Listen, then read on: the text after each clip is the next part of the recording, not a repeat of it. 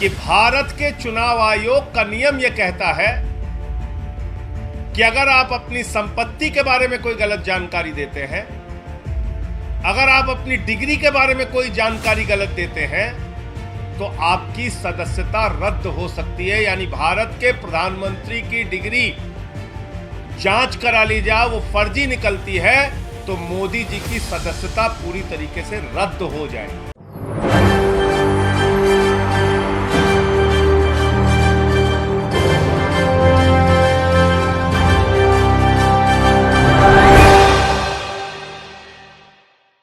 नमस्कार, मैं नाज़मीन खान और आप देख रहे हैं SPNI न्यूज़। हमारे देश में पढ़े लिखे होने की व्यवस्था की वजह से यहाँ पर काफ़ी बदलाव देखा जाता है। आम आदमी पार्टी की बात की जाए अन्य विपक्षी पार्टियों के मुकाबले, तो यहाँ पर ज़्यादातर पढ़े लिखे मंत्री देखे जा रहे हैं, जिन पर अरविंद केजरीवाल जो मुख्यमंत्री हैं खुद इतने पढ़े लिखे हैं। जो यहाँ पर फैसला लेते हैं वो जनता के हितों के लिए किए जाते हैं, जनता से जुड़े हुए मुद्दों को लेकर किए जाते हैं। अब ऐसे में पढ़े लिखे की बात इसलिए आ रही है क्योंकि सीधे तौर पर प्रधानमंत्री की डिग्री पर सवाल उठाए जा रहे हैं। डिग्री जो गुजरात यूनिवर्सिटी से दी जाती है, लेकिन गुजरात यूनिवर्सिटी अभी तक ऑफिशियल वेबसाइट पर प्रधानमंत्री की डिग्री को दिखाते हुए नजर नहीं आते हैं।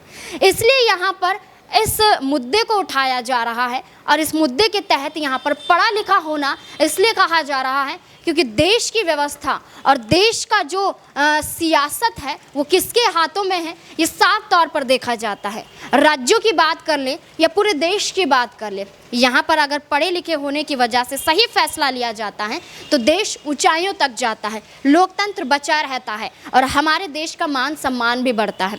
मान सम्मान की बात आती है तो प्रधानमंत्री अगर पढ़े लिखे होते तो अपने देश का मान सम्मान बखूबी करना जानते और विदेश में जाकर फोटो नहीं क्लिक करवाते, विदेश में जाकर अपने पैर नहीं छुआते, विदेश में जाकर मस्त नज़र नहीं आते और विदेश में जाकर सिर्फ ये दिखाने की कोशिश नहीं करते कि पूरे देश को संभालने का काम सिर्फ नरेंद्र मोदी ने किया है। देश में भुखमरी जैसी स्थिति है, देश में महंगाई बढ़ रही है, सब्जियों के दाम बढ़ रहे हैं, पहलवान यहाँ पर सड़कों पर हैं, महिला अपनी सुरक्षा के लिए गुहार लगाती हुई नजर आ रही हैं, यहाँ पर देश का मान सम्मान बढ़ाने वाले पहलवान बिलखते हुए नजर आ रहे हैं। तो ऐसे में अगर हमारे देश के प्रधानमंत्री पढ़े लिखे होते तो काफ़ी ऐसे फैसले लिए जाते जिस पर यह तय हो सकता कि हमारे देश की आलोचना करने वाला कोई भी नहीं होता। और वही मुद्दा यहाँ पर अरविंद केजरीवाल ने उठाया भी। अरविंद केजरीवाल की बात की जाए तो उन्होंने प्रधानमंत्री की डिग्री का मुद्दा क्यों उठाया? उनका मुद्दा उठाने का मकसद चुनावी मैदान में उतरकर चुनाव नहीं जीतना है। उनका मकसद ये है कि अगर हमारे युवा आजकल पढ़े लिखे हैं और युवा अगर राजनीति में आते हैं तो ऐसे में जो राजनीति में पुराने समय से हैं उनका पढ़ा लिखा होना भी बहुत ज़रूरी था।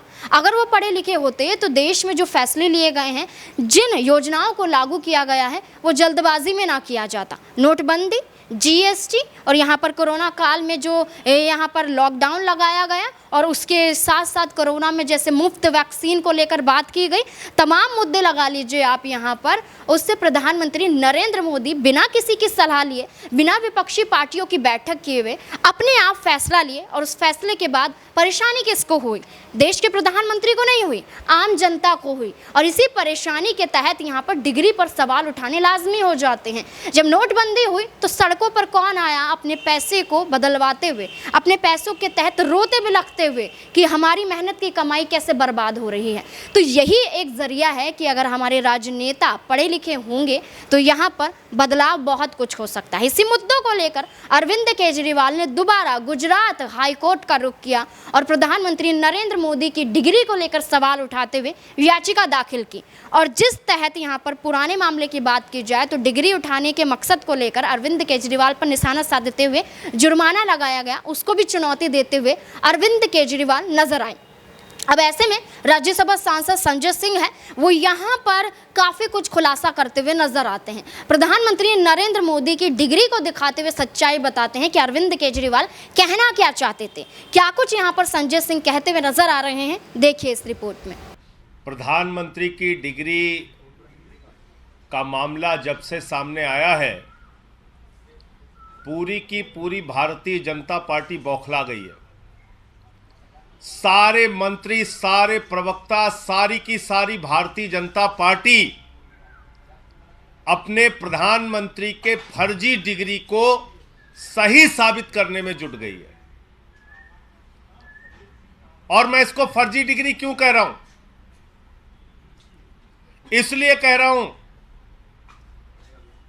कि प्रधानमंत्री जी ने जो डिग्री सार्वजनिक की है, प्रधानमंत्री जी की जो डिग्री गृह मंत्री अमित शाह जी के द्वारा प्रेस कॉन्फ्रेंस में दिखाई गई है, वो डिग्री अपने आप में कई सवाल खड़े करती है। अभी सिलसिलेवार करके मैं आपके सामने बताऊंगा। लेकिन एक बात बहुत स्पष्ट है कि भारत के चुनाव आयोग का नियम यह कहता है कि अगर आप अपनी संपत्ति के बारे में कोई गलत जानकारी देते हैं, अगर आप अपनी डिग्री के बारे में कोई जानकारी गलत देते हैं, तो आपकी सदस्यता रद्द हो सकती है। यानी भारत के प्रधानमंत्री की डिग्री जांच करा ली जाए, वो फर्जी निकलती है, तो मोदी जी की सदस्यता पूरी तरीके से रद्द हो जाएगी। वो न सांसद बचेंगे, न चुनाव लड़ने के योग्य बचेंगे, क्योंकि एक बहुत बड़ा फर्जीवाड़ा है भारत के प्रधानमंत्री की ओर से। तो इसलिए अब मैं आपको सिलसिलेवार करके बताऊंगा कि इनकी डिग्री फर्जी कैसे। नंबर 1, ये वो डिग्री है